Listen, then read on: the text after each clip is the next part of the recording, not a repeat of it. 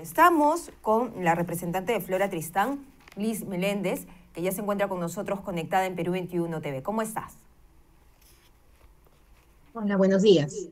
Buenas tardes. Lamentablemente te tenemos aquí en el programa por un hecho tan siniestro como este, donde una menor de 3 años de edad no se explica cómo pueden seguir sucediendo este tipo de atrocidades. Tu lectura, Liz, te escuchamos. Bueno, primero creo que compartir la indignación de toda la ciudadanía, no solo la indignación, la rabia, el dolor eh, por un hecho tan terrible que nuevamente viene a conmocionar a nuestro país. No es el primer caso de una niña que en este caso felizmente se ha logrado encontrar con vida. Eh, Sin embargo, claro, lo que le ha sucedido nos devuelve a la discusión sobre la importancia también de la prevención de la violencia contra las niñas y las mujeres. Las niñas son las principales víctimas de la violencia sexual y también creo que es importante saber si este agresor, este criminal, como se le tiene que llamar, tenía otros, digamos, antecedentes de violencia, de otros hechos de violencia sexual. Estoy completamente segura que sí. Generalmente los agresores sexuales no, cuando hacen este tipo de acciones, no es la primera vez que lo hacen, digamos, y nos debe llamar a la reflexión cómo de repente se minimizan otros ataques sexuales, como por ejemplo los tocamientos indebidos o el acoso en las calles, y que finalmente luego tenemos que estos agresores que en su momento no son sancionados, llegan a cometer crímenes tan atroces, vulnerando gravemente la vida de las niñas, ¿no? Entonces creo que ahí hay una reflexión que hacer, hay también necesidad de indagar si la persona había sido denunciada antes o si había cometido otros actos que no hayan sido denunciados, ¿no? Creo que eso todavía está por indagar y, bueno, sobre todo promover y seguir alertas porque se garantice la atención integral a la niña, la atención integral en salud, en en salud física, en salud también emocional y también la contención a su familia, directamente a su madre y a su padre, que deben estar profundamente afectados por esta situación. También creo que es importante señalar que la niña ha logrado ser encontrada con vida gracias a una rápida acción, no solamente de las autoridades, sino sobre todo en este caso de la comunidad, de la población que se movió, que hizo caso a un audio que circuló y que se encargó, digamos, de no mantenerse indiferente y sumarse a la búsqueda de la niña, ¿no? Sí, rechazar que se haya filtrado imágenes y que se haya, digamos, difundido la identidad de la niña, creo que es algo que se tiene que cuidar permanentemente. La protección de la identidad de las víctimas es parte de evitar su revictimización, ¿no? Y por supuesto, en cuanto a la prisión preventiva, yo creo que ha habido una confusión en la población que también está harta de tanta impunidad. La prisión preventiva es un mecanismo que se usa para garantizar que la persona no obstruya las investigaciones, que no haya riesgo de fuga. Y más bien es positivo que la prisión preventiva se haya dictado de forma inmediata. Y lo que hay que pedir es que más bien en este lapso de tiempo, ¿no? Se tenga un proceso célere, rápido, que se den las investigaciones que se tienen que dar por ley, que es así el procedimiento, y se sentencie rápidamente con la pena máxima, que en este caso es cadena perpetua.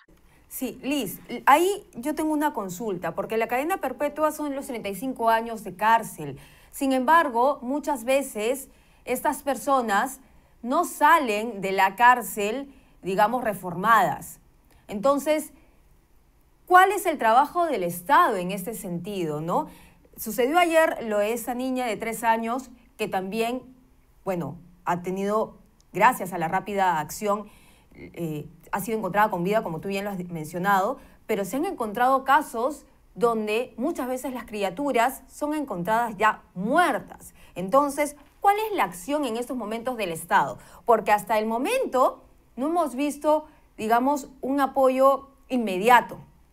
Y esta niña va a tener que pasar por diversas cirugías, porque así lo han dicho los médicos, y la familia no tiene los medios económicos.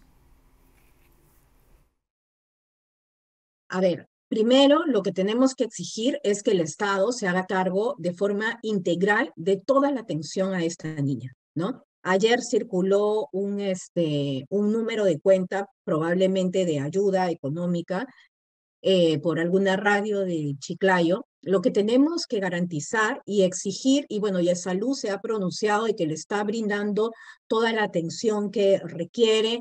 Tengo entendido que también el Ministerio de la Mujer, con su ministra, se ha acercado, digamos, a la zona para tratar de monitorear de forma directa lo que sucede con la atención a esta niña. Y eso se tiene que garantizar, la atención integral, no solamente ahora, sino durante el tiempo que sea necesario, así como el acompañamiento. Eso es algo que no podemos permitir que no sea así, ¿no? Entonces, si bien es cierto, hay que saludar la solidaridad ciudadana, la verdad es que el Estado tiene que responder, ¿no? Y tiene que hacerse cargo completamente de la salud física y mental de esta niña y de dar contención a la familia. Y sobre esta discusión que te mencioné al inicio de mi pregunta, muchas veces dicen, bueno, ¿por qué tenemos que mantener a una persona dentro de la cárcel por 35 años, que es la cadena perpetua, cuando de verdad debería morirse en la cárcel? Por la indignación que sienten. ¿Tú crees que debería cambiar algo en las leyes, de repente ser más duras para que estas personas a la hora de cometer este tipo de atrocidades la piensen dos veces? A ver, ahí yo creo que hay varios elementos, ¿no? Primero creo que todos y todas compartimos la rabia y la indignación, ¿no? Y que hay cosas o soluciones que vemos desde este sentimiento de indignación que es profundo y es comprensible, ¿no? Sin embargo, en nuestro país la pena máxima es la cadena perpetua. En los casos de violencia sexual no aplica ningún tipo de beneficio.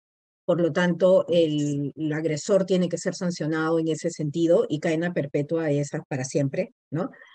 Y también ver que no se ha beneficiado, no podría ser beneficiado con ningún tipo digamos, de beneficio, valga la redundancia. Ahora, en el debate sobre si esto es suficiente o no, yo creo que nada es suficiente, ¿no? Yo creo que un daño tan irreparable como el que ha generado es un daño que evidentemente nos genera una gran indignación, pero por encima de la indignación, quienes hacen las normas y quienes legislan tienen que también ver qué hacer frente a estos problemas, ¿no? Frente a estas tragedias que ni siquiera son problemas. Primero hay que evitar que se repitan, ¿no? Hay que, por supuesto, y por ello hay que garantizar un Estado que sancione adecuadamente al agresor. Hay que garantizar una atención integral a la víctima, pero también hay que prevenir estos hechos. Lamentablemente no es el primer hecho de tan cruel o de violencia que vemos contra una niña en nuestro país. Se han dado otros casos sumamente lamentables. Creo que en este caso, felizmente, la hemos encontrado con vida a la menor. No, sin embargo, ¿qué tenemos que hacer para que esto no se repita? Que es trabajar mucho en la prevención. La pena de cadena, la pena de muerte es una medida que obviamente la gente la repite como parte de la indignación y se comprende porque uno está frente a alguien que ha cometido un hecho profundamente atroz, ¿no? Sin embargo, la pena de muerte no soluciona el problema, ¿no? Y bueno, no es una medida que se contemple en nuestra legislación, ¿no? Y así hubiera un cambio futuro, no se aplica, digamos, de forma retroactiva, y ese cambio futuro, ¿no? No necesariamente va a garantizar que estos hechos no sucedan, ¿no? En países como Estados Unidos hay pena de muerte, ¿no? Sin embargo, hechos tan terribles y trágicos como este también suceden, ¿no?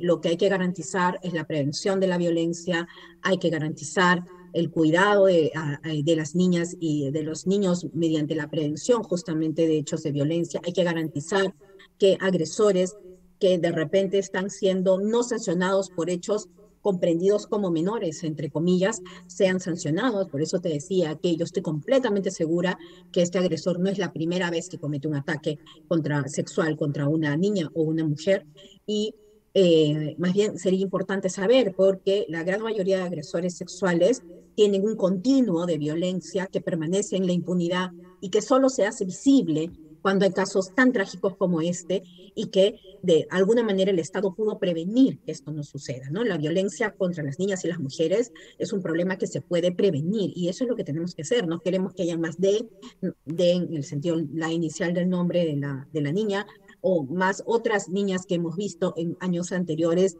en tragedias como esta, ¿no? Entonces, creo que hay que centrar el debate en esto. Centrarlo en la pena de muerte es más bien un debate que suena muy populista porque, claro, mucha gente puede decir sí, por supuesto, pero esa no es la solución al problema. Y el decirlo no implica para nada defender al agresor. O sea, el agresor tiene que tener la máxima pena posible en nuestro país y tiene que darse rápido, ¿no? Sin Liz. embargo, tenemos que pensar más allá qué hacer para que esto no se repita, ¿no? Y por Ujú. supuesto que se comparte la indignación, se comparte la rabia y el Liz, dolor, ¿no? yo Pero quería creo que hay que finalizar. pensar que este dolor se puede repetir si es que no actuamos preventivamente. Exacto.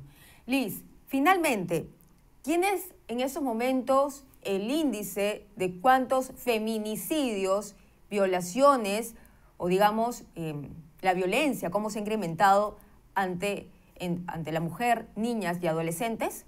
¿Tienes esa estadística? ¿Cuántas son hasta la fecha? Hasta la fecha ahorita no tengo el dato a la mano, hasta más o menos marzo eran cerca de 30 casos de feminicidio, ¿no? Terminando marzo.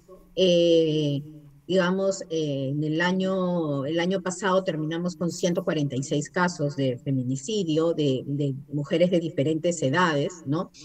Y el feminicidio, como siempre lo señalo, es una forma irreparable también de violencia, pero que es la evidencia de cómo la permanencia de otras formas de violencia van a llevar a esta situación, ¿no? Por eso te hablaba de la importancia de ver cómo hay un continuo en los agresores, ¿no? O sea, hay veces que se minimiza, ¿no? O sea, bueno, por ejemplo, ¿no? Los que son denunciados por tocamientos indebidos, bueno, ya, no importa, ¿no?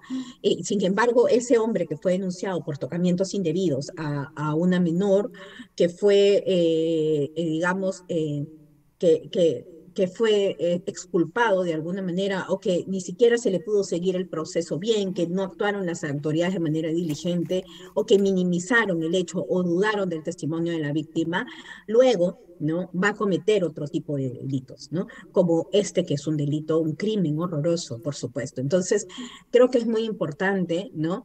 Ir, digamos, a evaluar cómo realmente está actuando el Estado con los agresores de mujeres y de niñas y los agresores sexuales, ¿no? Cómo de repente se están minimizando, y creo que es así, hechos de violencia y que luego los vemos o nos escandalizamos cuando terminan en un crimen tan atroz como el que tiene conmocionado a este país, ¿no? Muy bien, muchísimas gracias Liz por estar con nosotros aquí en Perú 21 TV analizando esta lamentable situación. Un abrazo, muchas gracias.